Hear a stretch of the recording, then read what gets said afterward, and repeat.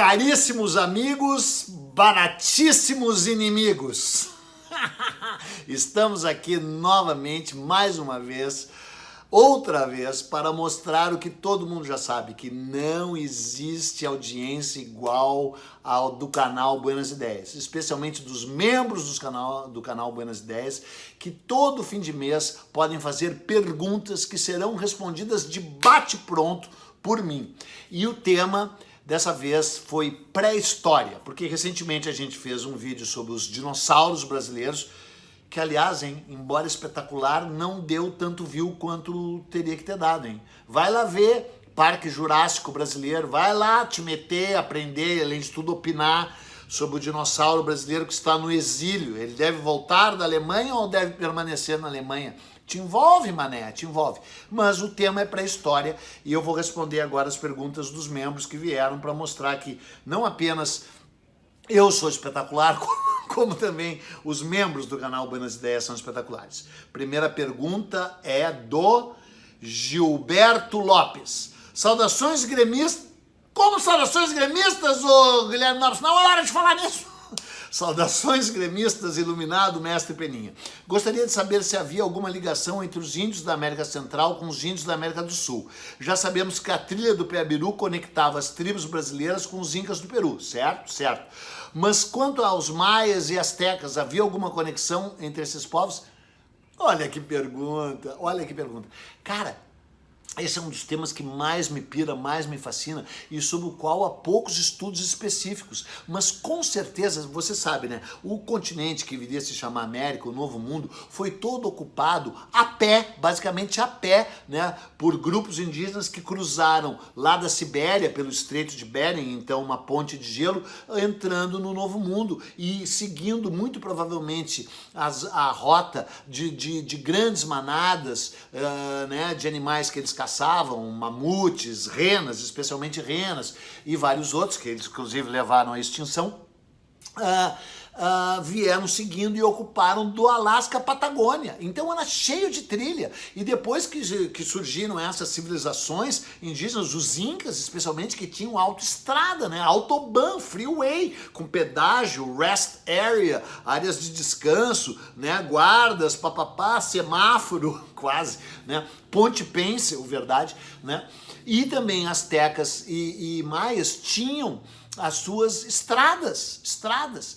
Então sim, evidentemente havia esse contato, tanto é que no extraordinário Jardim Botânico e no mais extraordinário ainda Jardim Zoológico de Tenochtitlan, que era a capital do México Azteca, uma cidade gigante, talvez a maior cidade do mundo na época, havia animais que só existiam na América do Sul, como lhama, alpaca, né? E plantas também, palmeiras, trazidas da América. Então sim, havia esse contato e eu fico pensando de que forma que se dava. Claro que era comércio, basicamente, mas eu fico imaginando, assim, indígenas on the road, rebeldes, beatniks, que saíam a pé da Patagônia até o Alasca e do Alasca até a Patagônia, hein? Eu seria um deles. Então sim, havia contato, embora eu não conheça nenhum estudo específico sobre isso, mas é sensacional, eu respondi. Bruno Espinosa. Não sei se o Espinosa do Grêmio é aquele ou o Espinosa filósofo. Salve, Peninha, salve. Uma vez que os continentes estavam unidos, a pré-história do Brasil seria parecida com a pré-história africana? Existe alguma relação nesses estudos e fontes? Há mais vestígios preservados no continente africano do que no Brasil? Ô, abobado, os continentes estavam juntos. Que pisse isso é pergunta que se faça? Me faz passar uma vergonha dessas? Cara, os continentes estavam unidos, né? Não, a não ser que você esteja falando assim de paleontologia, né? Que é o estudo de fósseis e dinossauros. Daí sim, né? Mas a pré-história em geral, quando a gente diz pré-história, diz pré-história humana, né? E aí os continentes começaram a se separar há muitos anos atrás. Então, há milhões de anos atrás, os seres humanos sequer estavam no planeta Terra, né? Essa separação acho que se concretiza há tipo 100 milhões de anos atrás, estou meio chutando, mas é por aí, entendeu? Então não tinha seres humanos, mas sim, quando você estuda especialmente a presença de fósseis, aliás, é a presença de fósseis nesses 3 continentes hoje muito separados, que são quatro, na verdade, né? Antártida, Índia, as Américas e a África, a presença de dinossauros que não nadavam nesses quatro massas continentais hoje separadas, que é uma das provas adicionais de que sim, os continentes estavam unidos, etc e tal. Então é pré-história só nesse sentido. Mas em geral a gente diz pré-história humana, né? Então isso aí não tal. Jean Gonzaga, saudações Pininha, saudações. Desde a década de 1970, com o excepcional trabalho de campo da pesquisadora Niede Guidon no Parque Nacional da Serra da Capivara, criou-se um contraponto à chamada tese de Clovis.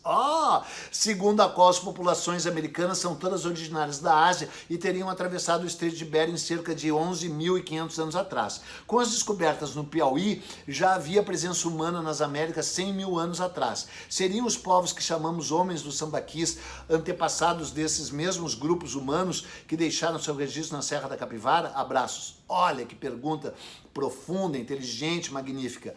Ô Jean, cara, a Niede Guidon é admirável, respeitável, uma mulher fantástica, mas, cara, os registros encontrados por ela ainda não são aceitos por toda a comunidade científica. Tem um lado que isso é muito incrível, né? Porque é a própria arrogância dos americanos, que eles disseram que o continente foi ocupado de cima para baixo, então as ocupações americanas de Clovis é uma cidade, acho que no Texas, logo no horroroso Texas, onde foram encontradas as pontas de flecha, né? E aí é a tese de Clovis, olha o nome, e nada lá foi encontrado abaixo de 11.500 anos. Então eles dizem que se nos Estados Unidos não existe nada abaixo de 11.500 anos, não pode haver na América Latina e na América do Sul nada mais velho que isso. Porra, cara, tu vê assim que delírio, né, autocentrado, né, egocêntrico, imperialista, até na pré-história. Tu vê que loucura isso, né? E já foi encontrado em Monte Verde, no Chile, pelo menos 13 mil anos. E a Niede Guidon acho que não fala em 100 mil anos, meu amigo Jean, acho que ela fala em 53 mil anos,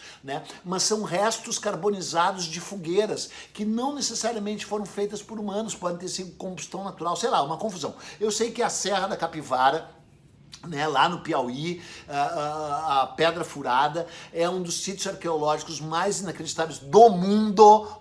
Se não fosse a Niede Guidon, já teria sido devastado, destruído. Essa mulher é heróica, é maravilhosa, só que a tese dela, na época não tinha moto, também, essa gente horrorosa de moto, etc, e nem motociata, né? E aí, então não sei. E os homens do Sambaquis é uma história que também pouco conhecida, mas não se traça uma relação entre os habitantes da Serra da Capivara e os homens do Sambaquis, até onde eu saiba, mas os Sambaquis também sendo destruídos, né, mereciam ser mais estudados. Maravilhosa pergunta. Giana Garda. Com a descoberta de Luzia, o que mudou em relação ao que se sabia sobre as correntes migratórias que deram origem aos povos, tribos indígenas que habitavam o Brasil e a América do Sul?